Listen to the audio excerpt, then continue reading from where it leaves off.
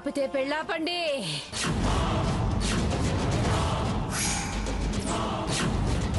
కానీ నిప్పుల మీద నడవడానికి వీల్లేదు, అన్యాయం అయిపోద్దిరా. ఒక ఆడ కూతుర్ని నా కళ్ళ ముందు ఇలా చూసి నేను తట్టుకోలేనురా. ఒక తల్లినయ్యుండి ఒక ఆడ కూతురికి ఇలా జరిపిస్తే నేను అమ్మని అనిపించుకోనురా. అట్టగేనమ్మా. ఆమెనైతే ఇప్పుడు నడిపించము. ఎవరైనా పెద్దవాళ్ళు నడిచిన తర్వాత అప్పుడు నడిపిస్తే పర్వాలేదమ్మా. అలా పెద్దవాళ్ళు ఎవరైనా నడిచిన తర్వాత పర్వాలేదమ్మా. అయితే అమ్మా, నువ్వు కనక మహాలక్ష్మిని వదిలి వెళ్ళిన తర్వాత పైడి రాజు కనక మహాలక్ష్మి ఇద్దరు దంపతుల్ని నడిపించాలని అనుకుంటున్నావమ్మా. నేను నడవడం ఏంటి? పెద్ద చిన్న తేడా లేకుండా మాట్లాడతావేంటి?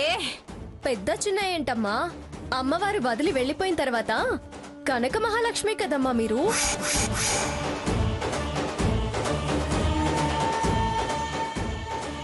అమ్మవారు ఎప్పుడు మీ మీదే ఉండరు కదా.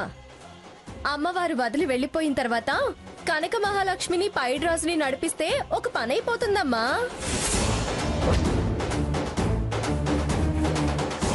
ముందు వీళ్ళని నడిపిస్తాము, ఆ తర్వాత ఆ పిల్లని నడిపిస్తాము.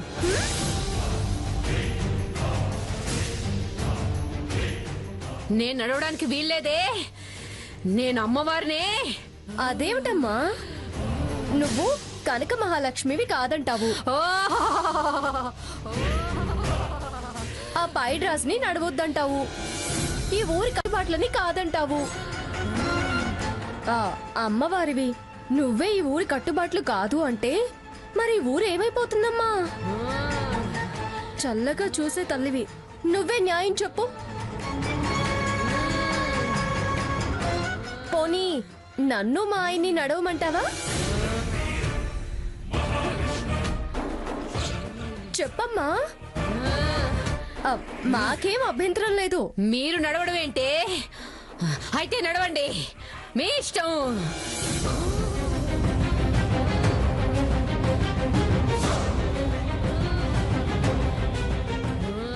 మరి నేను కూడా పసిపిల్లని కాదు. ఈ అమ్మవారిలో ఏదో స్వార్థం ఉంది. ఈ అమ్మవారు నిజమైన అమ్మవారు కాదు.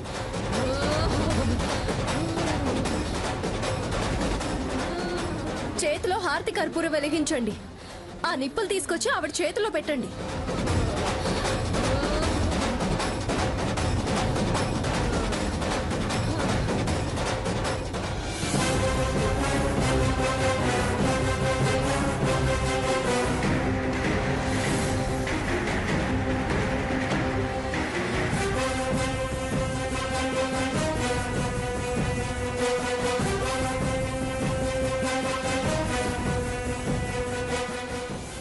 ఏం జరిగింది?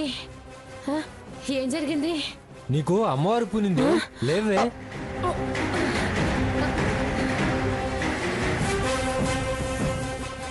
చూసావా హారతి, మీ పెళ్ళాగడం ఆ అమ్మవారికి ఇష్టం లేదు. నడువు. స్వర్ణ, హారతిని నిప్పుల మీద నడిపిద్దాం రా.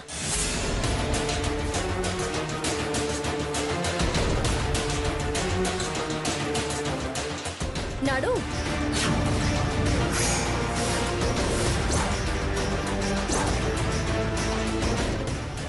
రా రా రా. రమ్మంటుంటే కాదు, రా. అదిగో అమ్మవారిని నమ్ముకున్నాడు, రా.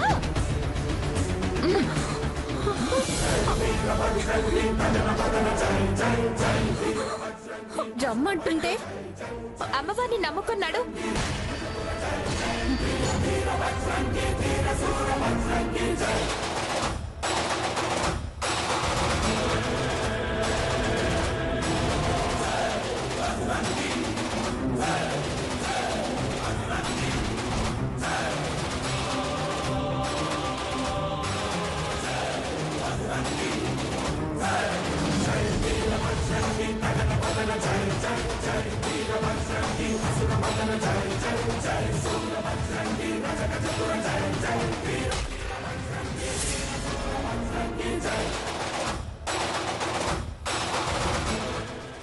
సంజయ్, హారతి నుదుటిన కుంకుమ బొట్టు పెట్టు.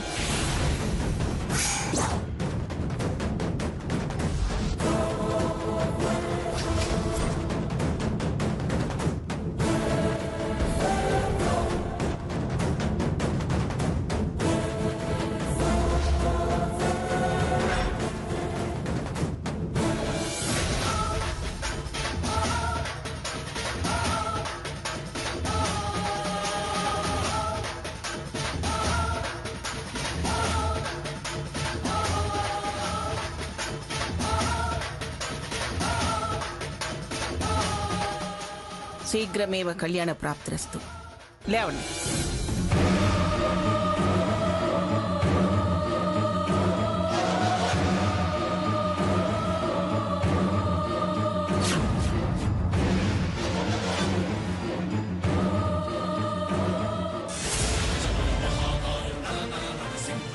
నీ బుద్ధి ఆ అమ్మవారికి తెలిసింది, అందుకే నీ తెక్కిలా కుదుర్చుంది.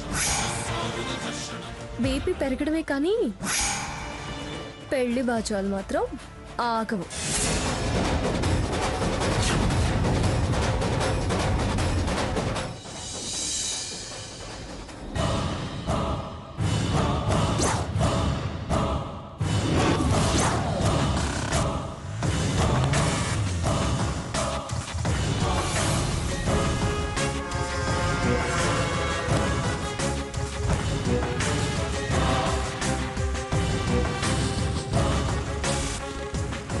స్వర్ణ, నన్ను ఫాలో అవుతావా?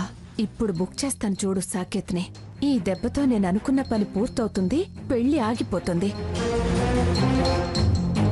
ఈ రాక్షసేంటి ఏదో కొంపలు ములిగినట్టు అంత స్పీడ్గా లోపలికెళ్ళింది?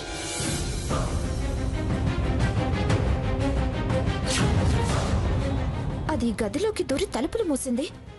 ఇందులో ఎవరున్నారు? ఇది సంజయ్ గది కాదే. సంజయ్ కదైనా అంత బరి తెగిస్తుందా? ఏంటిది? గదిలోకి వచ్చి ఇలా తలుపేశావు? పడ్డ నిందలు చాలు. వెళ్ళు వెళ్ళు బయటికి. నాకు ఈ పెళ్లి ఇష్టం లేదు. నీ మీద ఇష్టం చంపుకోలేను. ఎలా అయినా నువ్వు నాకు కావాలి. ఏయ్, నీకేనా పిచ్చా? రేపు పెళ్లి పెట్టుకుని ఇలా రావడం పద్ధతి కాదు. పద్ధతి కాదో నాకు అనవసరం. మనసు చంపుకోలేకపోతున్నాను. నా మనసులో నువ్వుండగా మరొకరిని నేను పెళ్లి చేసుకోలేను సాకేత్. మనసా నీకు? అర్థం పర్థం లేని మాటలు మాట్లాడకు. నువ్విలా వచ్చి తలుపులేసావంటే నీ మనసులో ఏదో కుళ్ళు పెట్టుకొని నన్ను మోసం చేయడానికే వచ్చావే. వెళ్ళు, ముందు అవతలకి వెళ్ళు.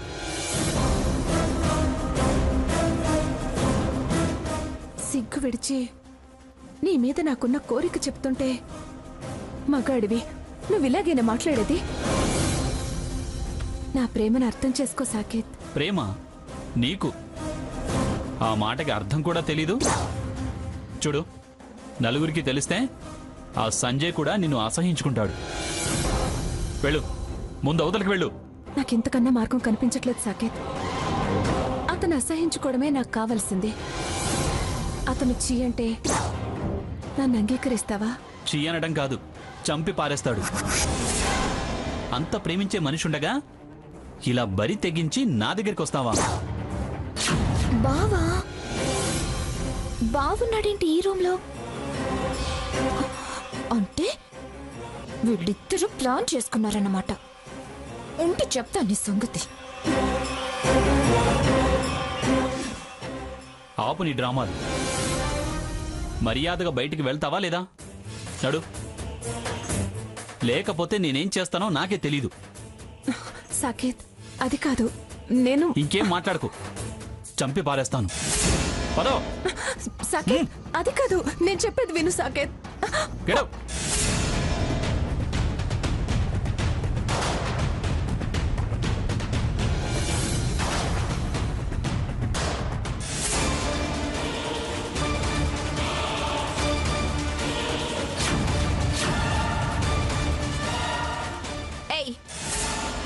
ఎక్కడికే నంగనాచులా అలా వెళ్తున్నావు? ఛీ, ఎంత బరి తెగించా? నా మొగుడున్న గదిలోకి దూరి తలుపులు వేసుకుంటావా? ఎంత నీచమైన దానివే నువ్వు! అదెలాగో సిగ్గొదిలేసింది, నీకైనా కాస్త ఉండక్కర్లేదా? ఎందుకు ఇలాంటి కక్కుర్తి పని చేశావు? స్వర్ణ, నాకేం తెలీదు. తెలుసు, నువ్వు ఈ మాట అంటావని కూడా తెలుసు. రెడ్ హ్యాండెడ్ గా దొరికి మళ్ళీ నాకేం తెలియదు అంటావే? రేపే కదా నీ పెళ్లి, ఇంకా ప్రియుడిని వదులుకోలేకపోతున్నావా?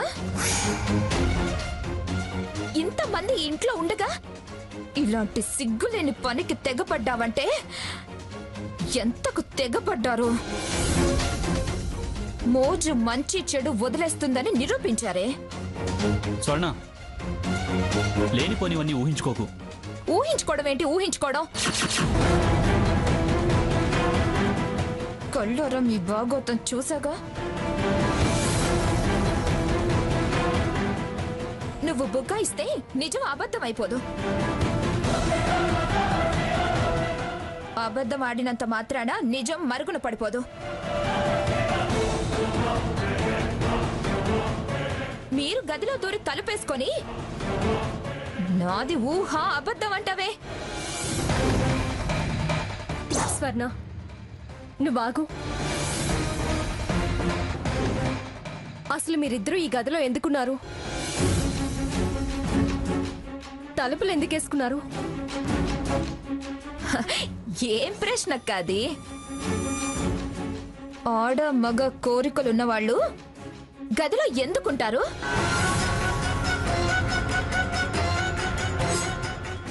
తలుపులు ఎందుకేస్తారు? సంసారం చేసే వాళ్ళకి తెలీదా?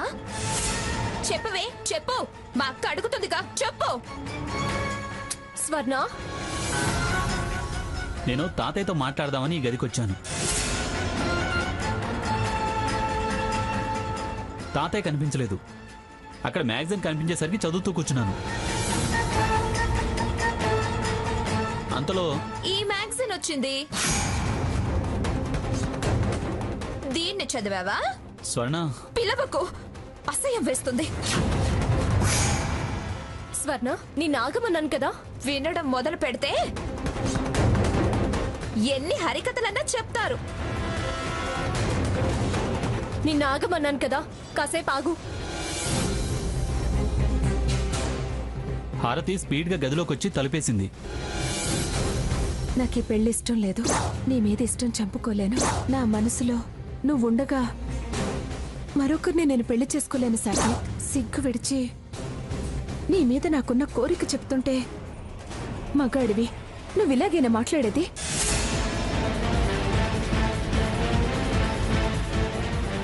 నేను తప్పని చెప్పి మందలించి పంపుతున్నాను. అంతలోనే మీరిద్దరు వచ్చారు. అదే జరిగింది. ఈ పత్తెత్తు మాటలు మాట్లాడితేనే ఒళ్ళు మండేది. పచ్చిగా తెగబడ్డారక్క. ఏయ్, ఇందాకటి నుంచి ఎందుకులే అని ఊరుకుంటున్నాను. మాటి మాటికి తప్పు చేసాం అంటున్నా. చేశారు కాబట్టి అంటున్నా. అవును, చేశాం. ఇప్పుడేమంటావు? చూసావా అక్క, అదెంతకు తెగబడిందో? తెగబడక నీకు కట్టుబడి చేతులు కట్టుకుని నిలబడమంటావా? హారతి, సిగ్గుపడాల్సింది పోయి పొగరుగా తలెత్తు మాట్లాడుతున్నావే. ఎందుకు సిగ్గుపడాలి? దేనికి సిగ్గుపడాలి? తప్పు చేశాం.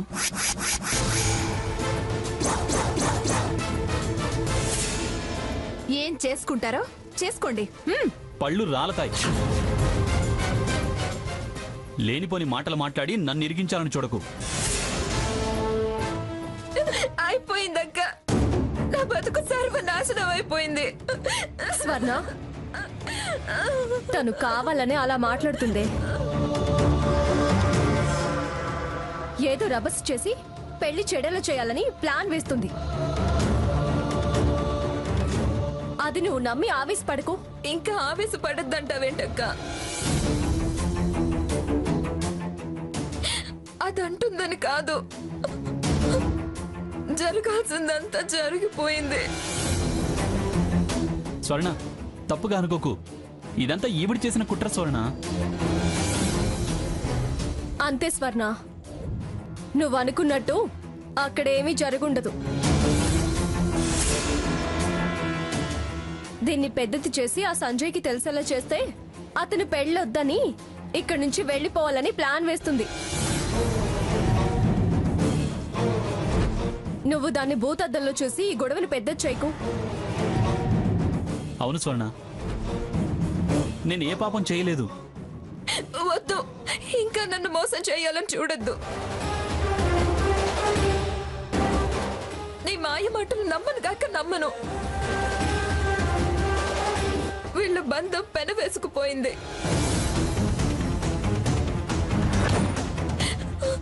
ఇద్దరు కూడు పలుక్కొని మన కళ్ళు కప్పి ఇలా చాటుమాటు బాగోతూ నడుపుతున్నారు. కంటపడేసరికి తాతయ్య మ్యాగజైన్ అంటూ కథలల్లి చెప్తున్నాడు. ఇంతగా వీళ్ళొకటయ్యాక ఇంకా నాతో కాపురం కళ్ళ. నేను ఇంకా కలిసి బతకడం కష్టం. పిచ్చి మాటలు మాట్లాడుకు స్వర్ణ. పిచ్చిదాన్ని చెయ్యాలని చూడకు. స్వర్ణ, ఎందుకే అరుస్తావు? నిన్ను నువ్వు కంట్రోల్ చేసుకోకపోతే ఈ విషయం బయటికి పొక్కుతుంది, నలుగురికి తెలుస్తుంది. నాకు సాకేత్ మీద నమ్మకం ఉంది. తను అలాంటి తప్పు చేయడు. చూడు హారతి, నువ్వు ఎన్ని చిల్లర ప్లాన్స్ వేసినా నీ పెళ్లి మాత్రం ఆగదు. దాని పెళ్లి జరిగినా జరగకపోయినా నాకు జరగాల్సిన అన్యాయం జరిగిపోయింది. నా కాపురంలో నిప్పులు పోసింది. ఇంకా ఈయనతో నేను కలిసి బతకడం కాని పని. అదేకా నా కోరిక. అతి తెలివితేటలు ప్రదర్శించుకు హారతి. దీన్ని రెచ్చగొట్టి పెళ్లి ఆపాలని చూడకు. స్వర్ణ, నా మాట నమ్ము. సాకేత్ నువ్వు అనుకున్నంత దుర్మార్గం చేసే మనిషి కాదు. ఇదే నాటకం ఆడుతుంది. నువ్వు పద. నేను దీనికి చెప్పాల్సిన పద్ధతిలో బుద్ధి చెప్పొస్తాను. రా. చూడు, నీ ట్రిక్కులు జిమ్మిక్కులు ఎన్ని చేసినా నువ్వు అనుకున్నది ఏది జరగదు. ఆల్రెడీ జరిగింది, ఇంకా జరగడానికి ఏముంది? ఏం జరిగింది? ఏమీ జరగదు. నువ్వేదో మీ మధ్య సంబంధం ఉన్నట్టు క్రియేట్ చేయాలనుకోకు. కానీ అంత తేలిగ్గా ఇది నమ్మొచ్చేమో గాని నేను నమ్మను. సాకేత్ ఏంటో నాకు బాగా తెలుసు. నీ చెల్లెలు కన్నీళ్లే చెప్తున్నాయి అది నమ్మింది అని. నువ్వు నమ్మితేయే, నమ్మకపోతేయే. సాకేత్ మీ ముందు బయటపడకపోవచ్చు, కానీ నా ముందు మాత్రం తన మనసులో నా స్థానాన్ని స్పష్టంగా చెప్పాడు.